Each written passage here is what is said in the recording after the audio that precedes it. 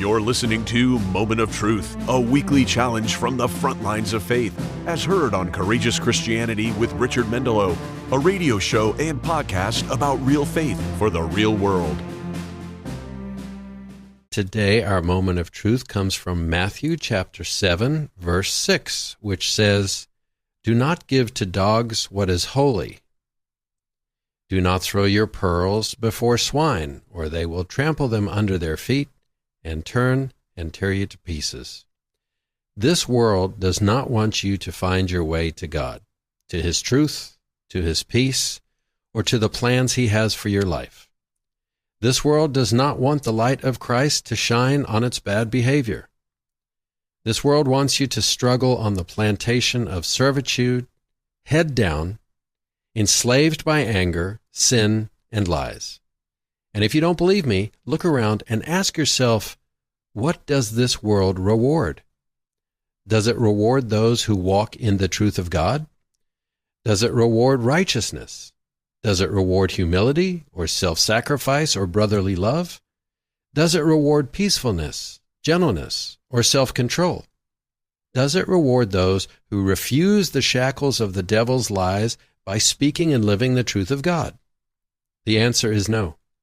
As Christian warriors, as we strive to draw closer to God, to be effective witnesses to His kindness and glory, and to serve Him as we love those around us, the enemy will come against us. You may have heard the saying, if the devil's not bothering you, then you're not bothering the devil. Well, as Christians, our lives should bother the devil. And because of that, his minions will come against us. In Afghanistan, as we left our combat outposts to do various missions, the enemy would often attempt to disrupt us.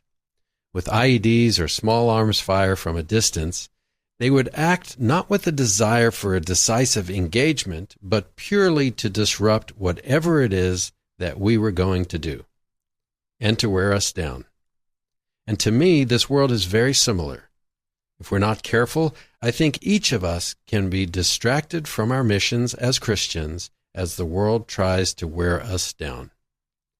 As warriors, we can't allow it. Our missions are too important. We have to be intentional. Each day, we have to make a choice. It's black or white.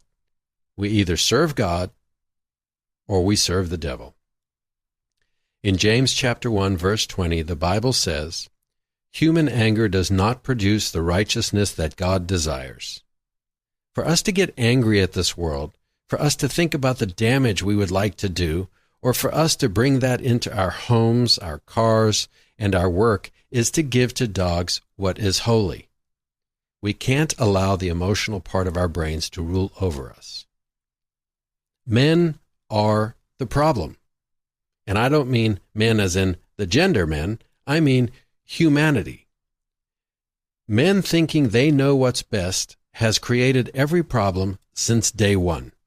The only reasonable choice, and the only choice in which there is true peace, is to seek God in every tiny little choice we make each day, and to distance ourselves more and more from the failed ways of men. God promises that those who believe in Him will not be put to shame. He promises that He has plans to prosper us and not to harm us, and He promises that vengeance will be His. And God can be trusted. As believers, by definition, we believe that God's promises are real. If you think about it, they must be. Everything about this planet tends toward physical and cultural destruction. Despite entropy, the unsleeping tendency of everything in the physical world toward chaos, we're still here.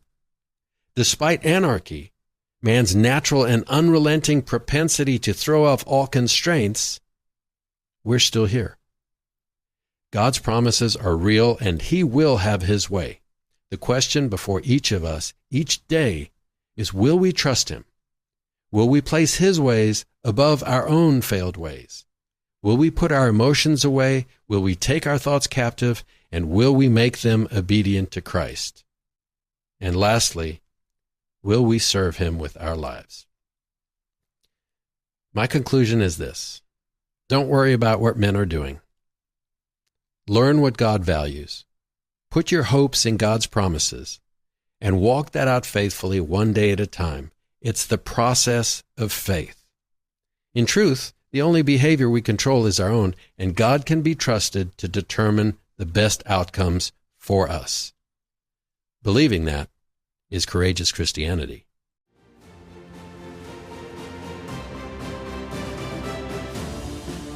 This has been your Moment of Truth.